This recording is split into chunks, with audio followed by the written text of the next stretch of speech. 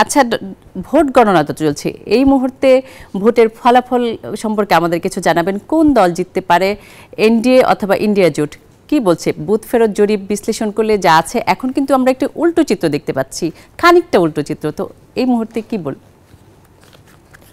দেখুন, এই মুহূর্তের যা অবস্থা সেটা কিন্তু একটু টাইট সিচুয়েশন ডেফিনেটলি চলছে।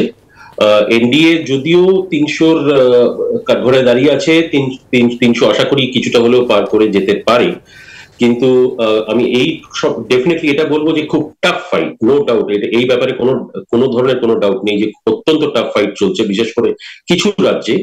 কেননা আমরা যদি একটা জিনিস নজর করি, উত্তরপ্রদেশ যেই যেই স্টেটটা ছিল, যেই স্টেটের উপরে বিজেপির যথেষ্ট একটা মানে ভরসা ছিল, সেই স্টেটের কিন্তু অনেকটা সিট সমাজবাদী পার্টির দিকে ঝুঁকে যাচ্ছে, যার জন্য ওই জায়গাটায় একটু হলেও লোকসান হয়েছে। কিন্তু সঙ্গে এটাও বলবো যে মধ্যপ্রদেশ, গুজরাট এই দুটো স্টেট কিন্তু আবার ভালো পারফরমেন্স করছে। কিন্তু মহারাষ্ট্রতে যদি আমি যাই, তাহলে ওখানে আরেকটা জিনিস আমি দেখছি যে মহারাষ্ট্রের দিকেও কিন্তু মোটামুটি ভাগাভাগিটা মোদির অ্যান্টিতে যাচ্ছে। সুতরাং এখনো বিস্তারিত ভাবে জিনিসটা বলা বাহুল্য হবে না, কিন্তু এইটুকু আমরা দেখতে পাচ্ছি যে এনডিএ সরকার গড়বে, কিন্তু ডিফারেন্সটা কিন্তু সাংঘাতিক বিশাল একটা কিছু হবে বলে মনে হয় না। কিন্তু সরকার তারা হয়তো করেই নেবে, সেই বিষয়ে কোনো সন্দেহ নেই।